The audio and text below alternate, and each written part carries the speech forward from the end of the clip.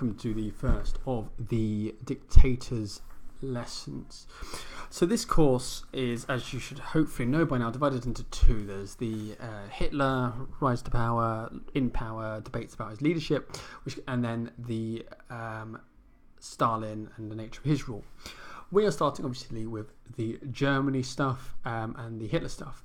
Now, a lot of what I'm taking you through for the next about 3 or so video lessons are actually not specifically in the area that you're tested on.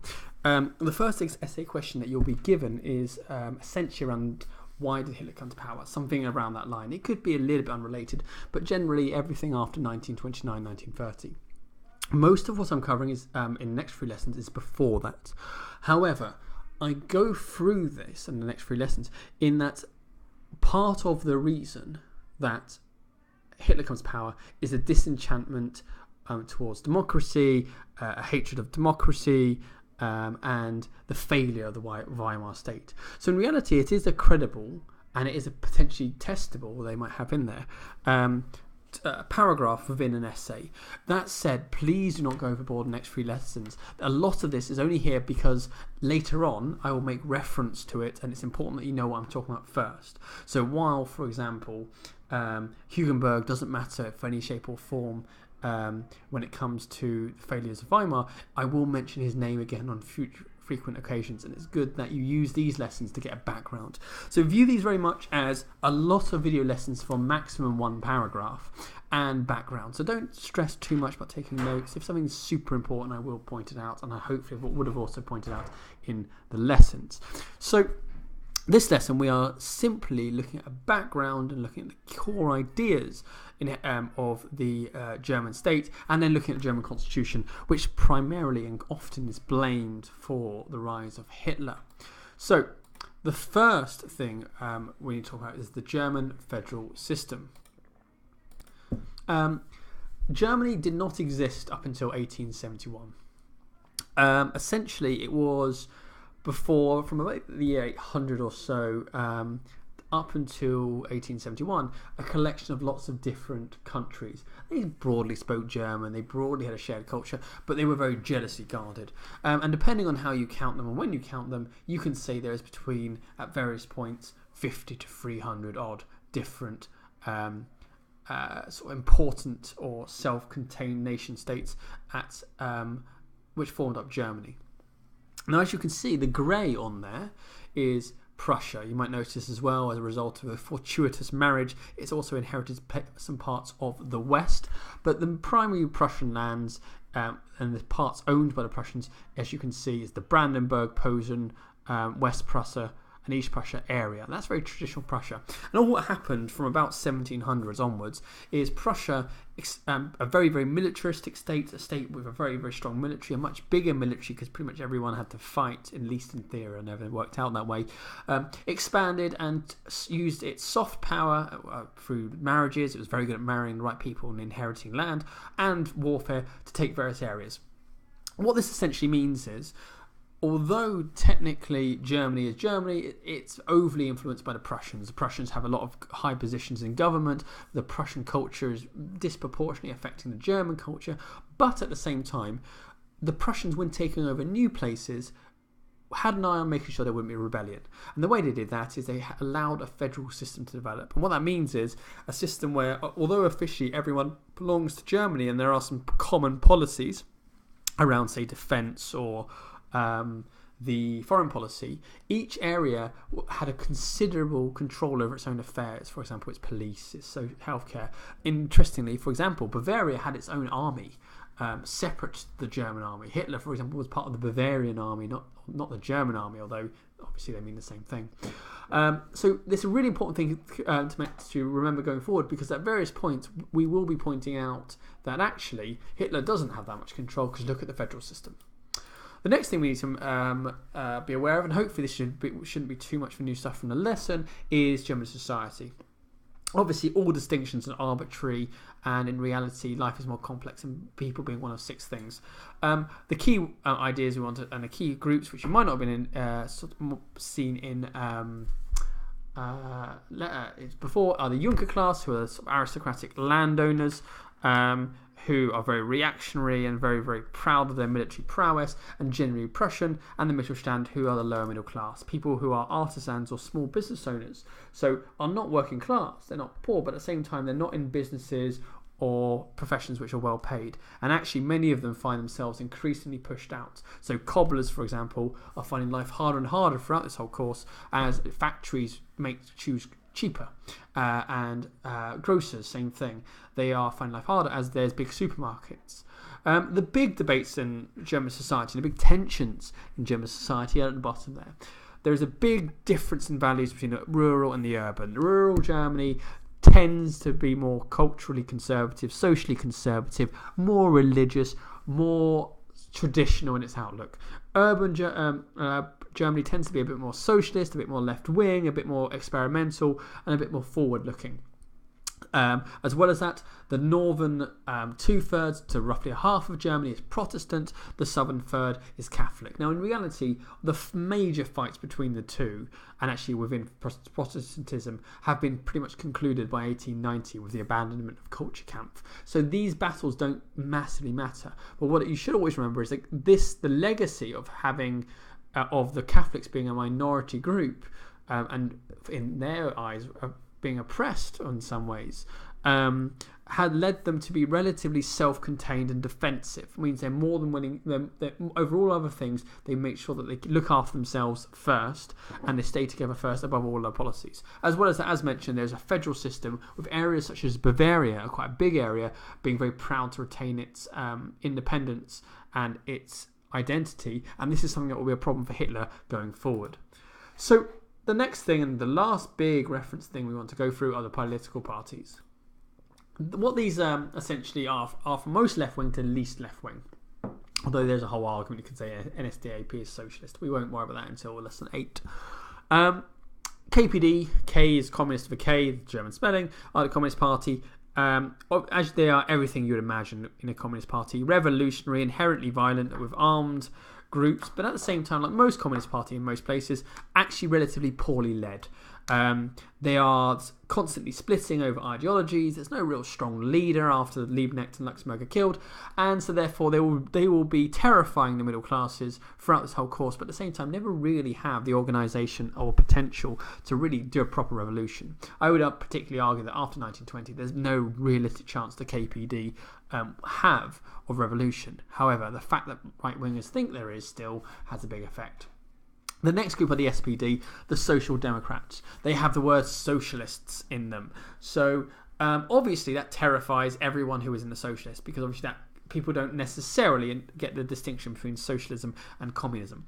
They are Social Democrats. What that means is, yes, they want equality, yes, they want fairness, but they want that within the construct of a democratic state and a capitalistic system. So they may tax you more, but ultimately there will be a difference in wages. They are also representing a relatively traditional working class German outlook. Working class Germans are proud men and a sort of very stereotypical masculine form. So they are not necessarily all into modern art, not necessarily into gender equality, etc., etc. So although they are very economically liberal and they do feel like they have to be socially liberal about some things, they are not massively, and particularly their voters are not necessarily all liberal, Guardian, Reading Polenta, etc., etc. The DDP are the left liberals, don't worry about them. I think I might mention them once in the rest of this course. The Z or Zentrum are the Centre Party. They are primarily a Catholic party, although in reality they are officially a religious base, Christian base, and there are some Protestant members, but the Catholics really control and dominate it and represent most of their makeup. As mentioned before, they are primarily a force which is socially conservative but more economically liberal, not hugely redistributive, but they do believe in sort of social justice and looking after people a la Jesus. The BVP are basically the Bavarian group of the Catholic Party. So you know how you have Labour Party, but there is also the Scottish Labour Party in Scotland. You can't actually vote for the Labour Party, you have to vote for the Scottish Labour Party, but they are basically the same thing. It's the same idea. The Bavarians do not trust other Germans. They like their own things, so they wanted their own party. DVP, don't worry about them. DNVP, nationalists, they are monarchists. They are led by a succession of people who hate democracy. Their idea is against democracy. Their main arguments are that of the elite, and we'll talk about those arguments better. But essentially, these are democracy is ruled by the mob. People are idiots, people are selfish, people are greedy, and if you give power to the people, they don't know what's good for them, and they want tax rises, and they want all the good things that only make society worse. And their mentality is what would happen, what adults would happen if you let children run the roost. Okay, they don't have the responsibility; they need a firm hand to look after them and act in their interest. So they don't necessarily hate, quote unquote, the poor, but they definitely look down on them. The NSDAP are the Nazis. We will discuss those later. Hopefully you should be vaguely aware that they existed. So let's move on to the story. And a couple of these slides, particularly early ones, you'll recognise as we go through. So big thing behind World War I, 1914-1918, huge casualties. There's a blockade of Germany by the Royal Navy blocking the North Sea, which means there's a shortage of food. There's also a flu epidemic towards the end, the Spanish flu, which kills loads of people because obviously it's combined with the starvation and the malnutrition of people, which means they're more likely to die. And defeat after a failed offensive, at the start of 1918, they basically say we're going to lose. And so Hindenburg, who is the supreme commander of the army and pretty much the person who had been running the German state since 1915, tells the Kaiser that he has to abdicate, he has to leave, and Germany has to surrender. That is essentially what happens. We won't go through the whole details of the Kaiser being abdicated but not abdicating, but basically a little bit more complicated, but it doesn't matter for this. The important thing to realise is that most Germans did not feel like they had been defeated. Germans were winning battles. They were retreating, but slowly. They weren't in disarray. They were still killing far more Frenchmen than the Frenchmen were killing them, and also British soldiers than the British were killing them. And the key thing to really realise is most of the battles in the front line and the trenches were still in France and Belgium. There were a few in Germany, but it wasn't like they had been invaded and conquered and taken over and every town in Germany had been occupied. The fight was still outside of Germany. And remember that most Germans think that actually the war was started by the French and the Russians. For them, if they're saying, well, we only went to war to defend ourselves, we have ended the war with no one basically in our country, we've basically done our job. They also expected a fair peace based on this, and the fact that Wilson's 14 points, they believe that's what they'll get, including the key right to self-determination, which is the idea that you can't take other people's land if Germans live there, for example. So the Allies wouldn't be able to take German land because there are people there who are German and they have the right to be run by Germans.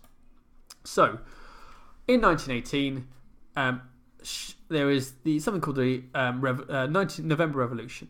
Without going into too much detail, the SPD leader Friedrich Ebert becomes president of the Reich. He's interim president and he's voted in as president. In the gap where there's a proper government, although he is notionally in charge in November, it takes at least 4 to 5 months for him to formally be in control. In that gap, there's huge amounts of violence on the left and the right. In particular, this is the only real part of sort of German history where the left is doing more violence than the right, and there are 3 major revolutions which don't necessarily come close but are enough to terrify people, particularly in Bavaria and the Ruhr, that's R-U-H-R.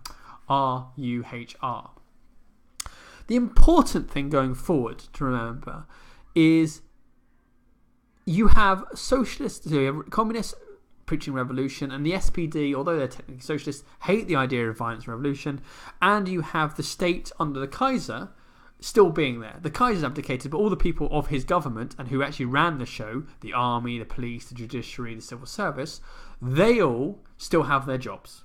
So you have on your left crazy socialist, communist rebels who are killing people and trying to take over the state so that you can have no more classes. You have on the right people who fundamentally they are part of a world and a worldview, an elite view that democracy is bad, socialism is evil, and they hate you. Ebert will not survive without one or the other. Yeah, they are both 2 very powerful groups. Ebert has to pick a side, and the side he picks is the right. And this is partly because he hates violence, and in reality, the right will at least offer a sense of business as usual, and at least a semblance of democracy. So he makes something called the Eberts Agreement. Ebert, obviously being Ebert, Groener is the head of the army. And the deal is this. The army says they will secure and protect the democracy. Ebert says that he will not interfere with any part of the army. Now, this is brilliant for the army, because this means that all the elites, all the people who hate democracy, all the rich elites will still be in power under the democracy. And that means the people with the guns are the people who hate democracy. And that's not necessarily good for democracy. However, Ebert did it because in reality, if he didn't do that, who's going to shoot the communists? Okay? And even then, afterwards, it hopefully, and in reality it does, it stops the army from making a coup and bringing back the Kaiser or something.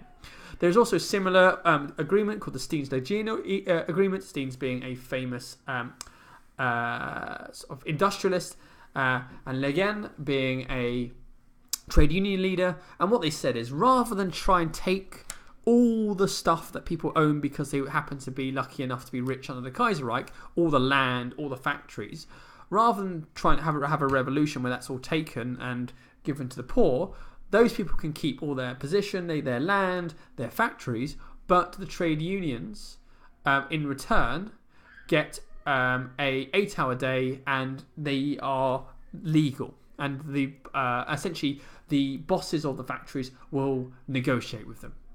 So this is a very moderate thing. It does help with German workers, but ultimately it means all these rich people who, again, hate democracy, are part of the elite, who made their money under the Kaiser, have a worldview which is very authoritarian and militaristic. They are now still rich and still powerful. And they will use that position to fund anti-democratic parties, fund things that hurts democracy, and ultimately bring in Hitler. So what's the impact of this? Well, in the short term, it saves the Republic. The army crushes the left-wing uprisings, etc., etc., and that keeps the state going. However, it does do damage to Ebert. Because all these, it's SPD president sending soldiers and Freikorps, volunteer soldiers who are massively right-wing and hate communists, to go and crush the left, the communists, in these revolutions, who then do it brutally. People are surrendered, are shot in the street, people are strangled, people are burnt alive, and then Ebert uses Article 48, which we'll talk about in a second, to say that's totally legit, that's totally fine, you can't be sued, or can't be arrested or put in prison for it. That's necessary to stop the revolution, and also to stop the army and Freikorps getting angry and taking him on, because if he had not done that pardon, as it were, and legalising the violence, they might feel suspicious that Ebert's going to come and get them. It does, however, massively create a split between the SPD and the KPD. The KPD will never forgive the SPD for their betrayal, as they saw it, and their support of violence against them. And this will be fundamental and one of the major factors which allows Hitler to squeak in, even though almost 50% of the German population is socialist or communist. As well as this, by making this deal, if there's any opportunity to completely change the power of a class, it's a revolution. Unfortunately, those revolutions, the revolution in November 1918 did not do that. So once the revolution has passed, how else are you going to change the power of the elites over the army, the elites over the owning on the money, and the elites over the media? So it leaves them in place, and they will use that position as time goes on to destroy democracy. So there's an interesting argument which says actually one of the best things for Germany could have been a bloody revolution where the rich put up against the wall and shot. Now that's a bit of an extreme point of view, but there is a logic to it. If you had a sort of Bolshevik style revolution where the rich are exiled or killed, you wouldn't have an elite who will then help Hitler come to power.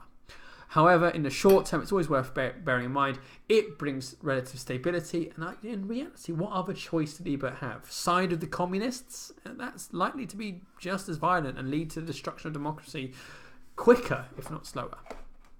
So now we're going to move on to the Constitution. A Constitution is essentially the rules of how the government works. We all have constitutions. Britain's one isn't really that written down. The Americans have a very written down one, although there's a lot of stuff around it. But essentially, the Germans from scratch had to create a constitution where one didn't exist before. And they decided to have a system similar to that of America, although not quite, where you have a president and a Reichstag. There are lots of things there. Do not worry about them that much. All the ones that matter really are the Reichstag and the president. So the Reichstag is parliament. Notionally, this is where the power is, because they are the only ones who can pass laws. They are elected by proportional representation, something we'll talk about in a second. And then there is the president. Now, the president does not make laws, and it's his job almost to help keep an eye on democracy, help run the show, and keep things moving. So his powers are, he is in charge of the army. He's the commander-in-chief of the army, as we shall see. He is the one who chooses the chancellor, and he can dissolve and summon the Reichstag. What that means is, if he does not like a government, he can say, well, you're all going to go away, and if you're all going to go away, then you've got to have an election. So, although it's not quite this, it's basically called a new election. He will dissolve the Reichstag, and the law says if the Reichstag is dissolved, then automatically you have to have a new election. Okay? So actually, as we shall see, although this was designed that the president was quite weak, the presidents will use this power and something called Article 48 to get quite a lot of control. So although the Reichstag is meant to be important and is the only one that can make laws, that is subverted. So what do we need to know about the president?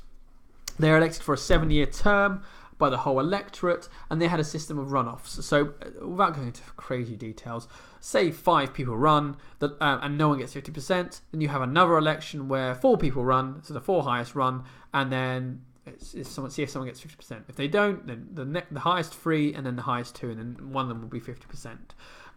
That's not too much of a big deal. Don't worry about it. They are the head of state, that means in charge, and the commander-in-chief of the armed forces. The big 2 we care about is he can dissolve the Reichstag and appoint the Chancellor. That means he can appoint people who are not democratically elected but suit his worldview, as Hindenburg will do. He can dissolve the Reichstag if it doesn't do what he wants him to do. That's actually a lot of power. And that's probably a mistake. It's probably too much power in the hands of one person. That plus something called Article 48, which we're going to discuss in more detail. But essentially, this said, in an emergency, didn't define what an emergency is, so that's a problem. The president has emergency powers to basically tell the police army whatever to do what they want or pass laws. Now, the Reichstag, on the other hand, make the laws. They're elected by proportional representation. Every party got 1 seat for every 60,000 votes. So even small parties would get a representation and therefore a legitimization of being in a political process. There are more than you could probably, like on the far right, the EDL could probably just about get 60,000 votes. That would mean they'll have an MP in Britain. That would make them look like more of a mature and proper party, and then probably get them more respect in the future. So there's the whole problem with this, and one criticism of this system is small parties who would otherwise be crushed and not really important get a national profile, get money that comes along with being a party, and get legitimacy. They seem like a proper grown-up party by being in the Reichstag, even if there's only one of them. So, the Weimar Constitution gives the president Article 48 and also Article 25 to dissolve the Reichstag. There is a huge debate about whether this is responsible for the fall of the Republic and the rise of Hitler. On the crudest level, and this will be covered in much, hugely, you're going to be so sick of it, detail about exactly how the transfer of power happened. Essentially, at the end of the day, Hitler was appointed and ruled initially through Article 48. Like, the thing which got him into power was Article 25. Okay, the thing that he used that basically legitimized all his actions and he ruled through and encouraged a dictatorship through was Article 48. So if you're being really sort of pedantic, you can say, well, therefore, logically, 48 is the only thing that matters, because without that, you would not have Hitler, because that's the thing that led to Hitler. I would say, personally, that's a little bit unfair. Article 48 isn't in good or bad. It is something which, in the right hands, can be used positively, and in the wrong hands, negatively. And so actually what you should be focusing on isn't the fact that Article 48 was used to bring Hitler to power. It was what the hell happened in 1933 so that whoever decided to use it, i.e. Hindenburg, used it. So actually the problem isn't Article 48, it's the elites who used it and Hindenburg who used it. And that's a whole other debate which you'll be coming on to in due course. So For example, Ebert, when in power, 1918 to when this power existed, 1919 to 1925, uses this 136 times to save or help the Republic. For example, passing budgets that wouldn't otherwise be passed to legitimise the actions of the Freikorps killing loads of communists because otherwise they would have rebelled, to pass essential laws and that sort of stuff. So Article 48 isn't inherently bad, okay? It was used poorly. Now you can argue it's very dangerous to have a law like Article 48 because obviously if you have it, it's likely to be misused. Likewise, in theory, a gun is a tool and a good person can use a gun and a bad person can use a gun in very different ways, but ultimately it's probably, is it not better just to not have the gun? That wasn't a complete arms control. Anyway, one sort of more smug point we can point out, and we'll mention this again when it comes to 1930 to 1933, is what will happen in that period is the only way to get laws passed between 1930 and 1933 will be for the Hindenburg to use Article 48. And there's an argument which says by doing that, by using Article 48 rather than a parliament, that only legitimizes, proves to people that the best way to run the state, the best way to run a government is through authoritarian dictatorship, because that's what Article 48 is. I.e., look how democracy can't work. Well, inevitably, apologies for the delay there, Mr. Shut up, Mr. Rain, I'm recording. He interrupted. I've completely lost where I was because I had to pause it. So let's do the affirmed leadership stuff. Okay, so essentially you can argue that by having Article 48 and it working, that only proves to people that dictatorship and decree is the best way to run the show. We will worry about that much later. Moving on. How can you argue this leads it? Well, Hitler is appointed to Article 48, and you can argue that by using Article 48 around this period, between 1930 and 1933, only shows that dictatorship is the way to go, and therefore only leads more people to think that Hitler is a good idea. What about proportional representation? Proportional representation, for those who are unaware and didn't quite understand in the lesson, is the idea that if a party gets 1% of the votes, they deserve 1% of the seats. If another party gets 10% of the vote, they get 10% of the seats. Now, this is far more democratic than our system, which Labour and Tories will get far more seats for every vote, whereas Liberals will get 10% in every constituency, but never enough to actually win each constituency. So it's obviously far more democratic, but naturally leads to lots of smaller parties divided up rather than a couple of big ones. The problem with lots of smaller parties is then you have to work in coalition. If you have lots of small parties, no one party is going to get over 50%. If they get, therefore, if they want to rule, they have to make an alliance with another party. However, because there are lots of small parties in Weimar Germany, very often these coalitions have to be between, 4, 5, and in some cases 6 different parties. Now, you can say there's nothing inherently wrong with this, okay? But in reality, this leads to really big problems. The governments will change frequently, over 22 times in our period. There are some governments that only last for a few months. Because what happens is you have a coalition of, say, the SPD, the DDP, a couple of small parties I haven't even named, the Centre Party, the BVP, and maybe even a DVP. So you don't worry about that as an example. If one of those leaves because they do the coalition does something that they don't like, the entire thing fails. They don't have 50%, and now they can't pass any laws, and now basically they're going to have to sort of collapse. If not straight away, eventually they're going to have to admit that they can't get anything done. This leads to loads and loads of changes in governments. Now, I'm going to give the defences of this first because people often miss those, and we'll explain why that leads to all sorts of problems. But the defences first. Loads of countries have proportional representation. Germany has proportional representation today, and it doesn't lead to the same sort of chaos. So clearly the problem isn't necessarily with proportional representation, it's how the German people used and German parties viewed proportional representation. In fact, it's been argued that the problem is that Germany had no experience really of democracy, although actually it kind of did, but no experience of sort of proper democracy at least. And so when they had it, they didn't really know how to do it, they didn't really understand that compromise was important, and therefore the parties were acted recklessly. Not necessarily sure I buy that entirely, but that's the broad argument. there is also an argument that actually, although there's lots of changes in governments, and as we shall see that's a problem, although certain coalitions change, very often underneath, the federal states stay the same.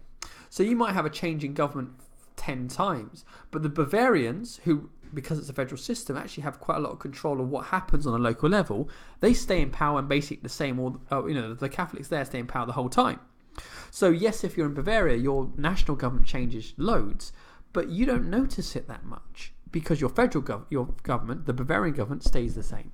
It's an interesting point, and it's a nice one to bring in. The other one I'm going to mention in a second. So what is bad about constantly changing governments?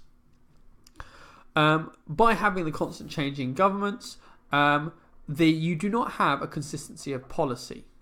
Okay, you have new ministers, you have new chancellors, and therefore, in theory, you can't follow the same policy. You can't. So, say if you want to deal with the deficit, or say you want to deal with the elites, if your chancellor changes after 6 months, the new guy's going to come in and might have a completely different idea. And so therefore you can't actually deal with that serious problems.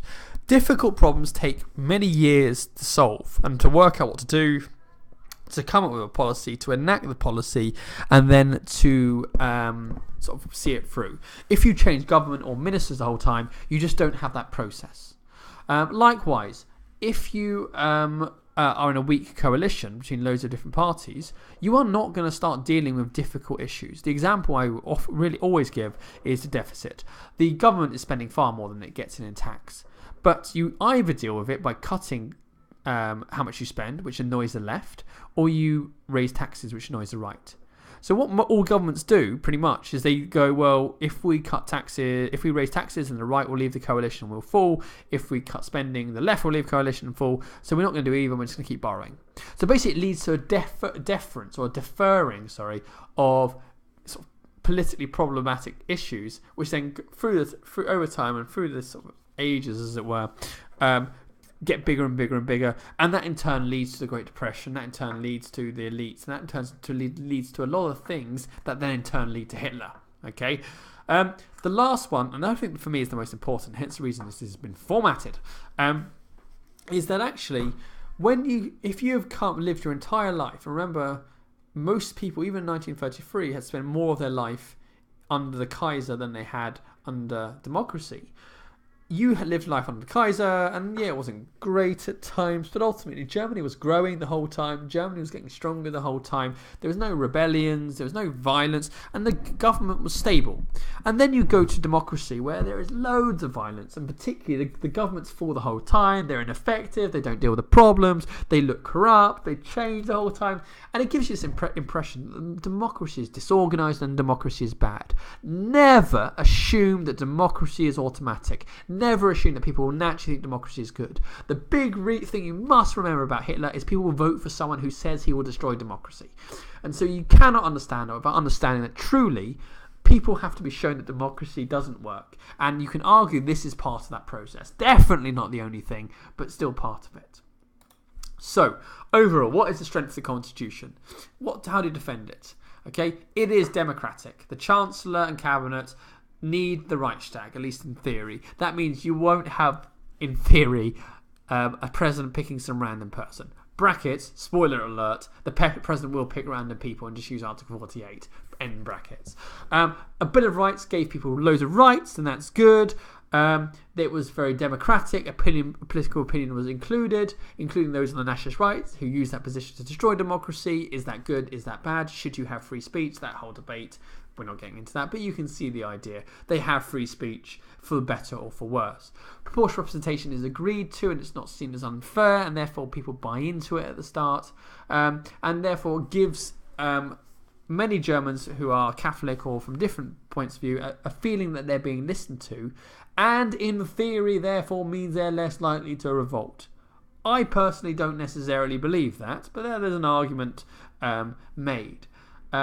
And you can also argue that the president is good because he's the check and balance on the Reichstag, i.e. if the Reichstag was controlled by one party and used that to try and take power, the president could stop it. Just like the American president today, in theory, can stop Congress with vetoes and stuff. What are the weaknesses? President is too strong. In reality, proportional representation is an issue. So, Conclusions. It is not an inherently bad constitution. It is not necessarily a brilliant constitution, but it's not inherently bad. It's no different from many other constitutions in existence. For me, the problem lies in other things which then are exaggerated or abused or taken from a constitution.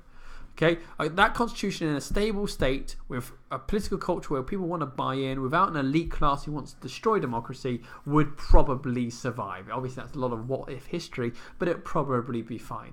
But in a world where you have presidents who don't really like democracy, have elites who are trying to deconstruct it, you have violence, you have economic problems, in reality, Article 48 and proportional representation probably makes that worse. Okay? But I would say, therefore, the Constitution isn't that important.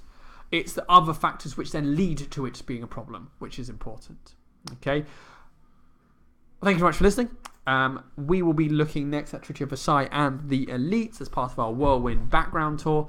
Once again, please remember, all these 3 lessons are a chunk about one potential paragraph in an essay about why Hitler came to power.